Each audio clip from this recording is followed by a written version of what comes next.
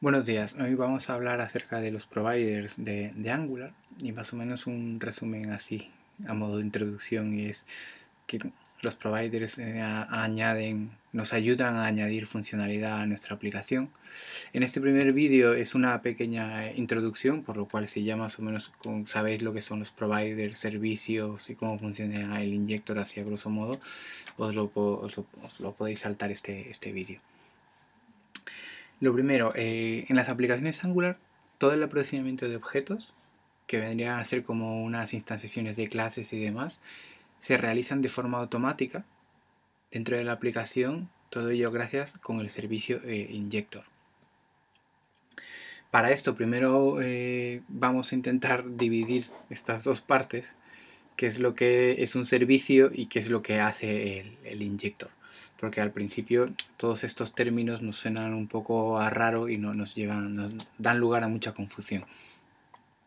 Entonces lo primero que tenemos que tener claro es que cuando en Angular hablamos de servicios, lo que estamos hablando es de clases que ya están instanciadas dentro de nuestra aplicación y que las vamos a ir utilizando dentro de los propios servicios y luego desde el controlador o también desde nuestras directivas. Los podemos ir llamando y demás, ¿vale? Y aquí surge uno de los primeros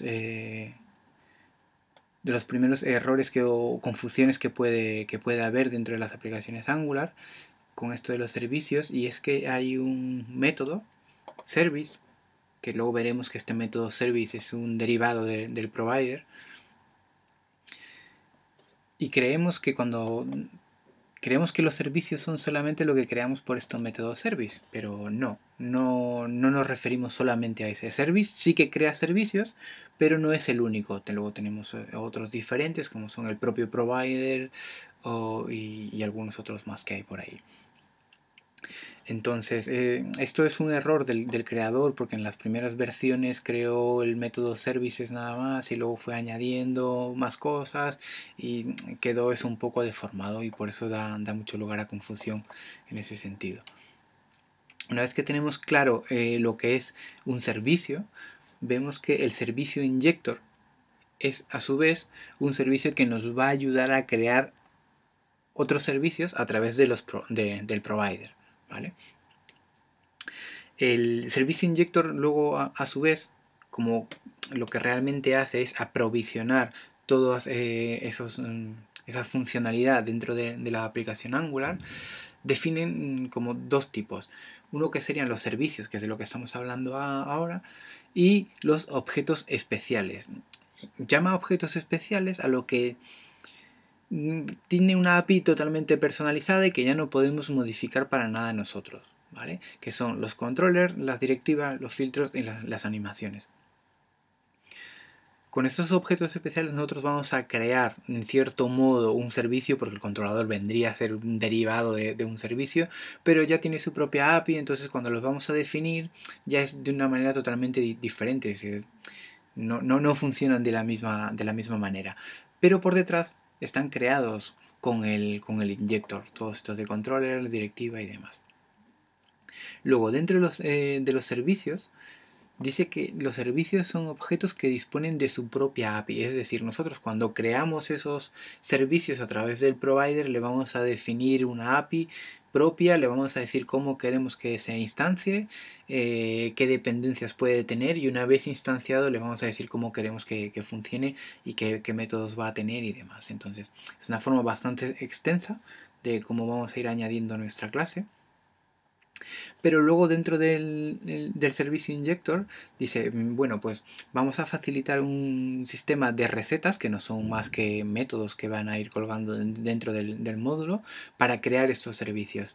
Como os comentaba, el método provider es realmente el más extenso y es el que realmente es el importante, pero luego a su vez crea otros que son una especie de sugar sintáctico, que van a ser una versión minificada de lo que vendría a ser el provider, ¿vale? De ahí tenemos, por ejemplo, el servicio vendría a ser una forma minificada de lo que sería crear un provider, pero básicamente por detrás es exactamente un provider. Y ahora vamos a intentar mirar las diferencias que hay de lo que plantean las antiguas aplicaciones que utilizábamos, por ejemplo, jQuery, y luego vemos cómo evoluciona Backbone, y de Backbone vamos a dar un salto a Angular y vamos a ver las diferencias que hay justo con relación a esto, a los servicios, a la funcionalidad que estamos creando dentro de nuestra aplicación. Para ello estoy utilizando el To-Do MVC, que creo que es así como una aplicación por referencia que está hecha en diferentes frameworks que hay ahora mismo de JavaScript, y podemos hacer un poco la comparación. Primero vamos a empezar con el de jQuery, que es el más sencillito, y básicamente esta aplicación lo que hace es añadir una nota, la podemos borrar y la podemos editar. Si vemos el código, al ser una aplicación de jQuery, todo lo vamos a tener en un mismo archivo, y al ser pequeñita pues está todo metido aquí, ¿no? Utilizamos el método este de jQuery que hace que se lance esta función justo al finalizar el renderizado del DOM. Y aquí nos vamos a dar cuenta de una primera parte, de este primer objeto, que creo que es muy importante o representa un poco a lo que son los servicios dentro de Angular. Por ejemplo, aquí tenemos un útil, el UID, que lo que te hace es generar un identificador. Pues esto en Angular podría ser considerado como un servicio. Tendríamos que definirlo de otra manera y demás, pero es eso. Básicamente esto sería un servicio. Luego tenemos el Pluralize, que también puede ser un servicio perfectamente dentro de Angular. Y luego tenemos el Storage, que también puede ser un servicio dentro de Angular. Pero si vemos aquí cómo se utiliza estas utilidades, pues definimos un objeto útil como una especie de namespace, y ahí vamos a ir añadiendo nuestra funcionalidad. Luego, dentro de nuestra aplicación, que también es una especie de namespace, un objeto que vamos a tener ahí, creamos la función init, que va a ser el que inicializa toda la aplicación, y pues lo típico, va definiendo los atributos que va a tener esta aplicación, qué acciones va a crear los elementos, el binding y demás. Entonces a nosotros lo que nos interesa es cuando ahí dice this todos es igual a util.store, y crea un store con este namespace.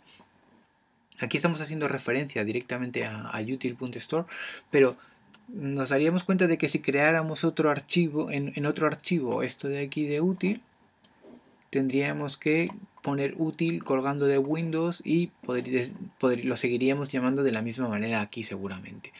Luego, si vemos cómo crea una entrada dentro del storage, vemos que le dice que this todos, que hemos definido al inicio del todo, le hace un push de un objeto, y vemos que dentro de este push de este objeto le dice que genere el ID para este, y igual hace referencia a util.uid. Estamos haciendo referencia a métodos que están por aquí de una forma generalista, totalmente que sabemos que está colgando ya sea de Windows o dentro de este scope, y sabemos que lo podemos llamar, pero nosotros estamos siendo nosotros mismos los que instanciamos estas clases que hemos generado nosotros. Y básicamente esto es como sería en jQuery de una forma sencilla y demás. Si pasamos ya a Backbone, donde esto ya tiene otra pinta diferente, que básicamente hace exactamente lo mismo, podemos borrar, podemos editar, ¿no? Si vemos cómo está el código de Backbone, dentro de Backbone, si ya habéis utilizado Backbone, pues lo primero que vamos a saber es que necesitamos primero un modelo que va a ser el to-do, y luego que básicamente va a extender de model. Si os dais cuenta aquí, por ejemplo, sí que ya utiliza diferentes archivos, y sí que tiene que crear app colgando de Windows, es decir, en el global. Crea una variable global app, que es un objeto, y ahí va a ir añadiendo esta clase, por ejemplo, la del modelo, la que extiende del modelo, que es el to-do. Cuando queremos utilizar esta clase que hemos creado, que en este caso sería desde la colección, le estaríamos diciendo dentro de nuestra colección que coja la clase app.todo para crear su modelo dentro de esta colección, y le decimos que todos va a estar igual dentro de app.todos y instanciada de este todos que hemos creado aquí. Entonces, si os dais cuenta, estamos creando nuestra clase e instanciándola aquí En este caso aquí estamos instanciando también, en cierto modo, el to-do que hemos creado anteriormente en el otro archivo. Pero somos nosotros los que estamos creando, instanciando y llamándola de un modo generalista. Igual, utilizamos el global y del global llamamos de un namespace, que normalmente suele ser app, y ya estamos llamando a nuestra clase. Cuando pasamos a Angular, aquí ya la cosa cambia. Ya la definición es totalmente transparente para nosotros y no tenemos que hacer nada, entre comillas, o se hace todo por detrás. Si vemos el código, aquí era lo que comentábamos dentro de la carpeta servicios. Tenemos nuestro servicio que es To-Do Storage. Si os dais cuenta, dentro de la carpeta servicios estamos creando un factory, que es una de las recetas que os comentaba cuando estaba describiendo lo que eran los providers. Y el factory es una receta para crear un provider de una manera más simplificada, ¿vale? Luego en otros vídeos veremos cada uno qué es lo que hace y demás, pero os dais cuenta, dentro de la carpeta services hacemos referencia a todos los servicios y aquí estamos utilizando un factory. Podríamos utilizar un factory, un provider y un service. No, sería exactamente lo mismo. A todos le llamamos servicio. Entonces creamos nuestro factory, que es un to-do storage, y básicamente va a ser un objeto con los dos métodos de get y de put, para añadir un nuevo elemento dentro del to-do. ¿Cómo hacemos la llamada a este servicio que hemos creado? Porque cuando nosotros estamos haciendo aquí factory, lo que va a hacer es que esta clase este objeto de aquí lo va a añadir dentro del sistema de dependencias, que es el que hablábamos al principio aquí, que era el injector, que era el que hablábamos. El injector, pues a través de esta receta de aquí va a definir, va a instanciarla y la va a dejar guardada con la gestión de dependencias para poder utilizarlos desde otros lados. Por ejemplo, aquí lo utilizamos desde el controlador. Dentro del controlador creamos nuestro controlador y llamamos a la referencia de nuestro servicio To-Do Storage. Aquí luego vamos a utilizarlo de un modo como hemos llamado directamente al get, que teníamos el método get, era un objeto con dos métodos, get y put, y aquí estamos viendo cómo lo estamos llamando. Bueno, en este ejemplo no queda muy elegante del todo, porque es una de las yo creo que de las peores formas como podemos resolver la dependencia es que directamente con una función y pasándole los parámetros. Es una de las partes que más problema da. Como vimos ya en los controllers y en las directivas, vimos cómo se resolvían las dependencias y lo mejor era crear un array. Los primeros elementos son los parámetros de nuestra función, que va a ir al final del todo del array. Entonces es mucho más limpio. Luego también vemos un pequeño problema aquí en este controller, y es que tiene mucha lógica. Estamos definiendo muchos métodos que van a ir en el scope y estamos metiendo toda la lógica aquí. Podríamos perfectamente sacarlo eso a un servicio y hacer referencia scope.atodo a mi servicio.atodo, por poner un ejemplo. Podríamos ver la mejor manera de cómo hacerlo. Sería mucho más limpio y no tendríamos tantísima lógica aquí dentro de los controladores, que no es nada recomendable. Y bueno, esperaremos ahora al siguiente vídeo en el que veremos toda la definición de lo que son las recetas de los providers.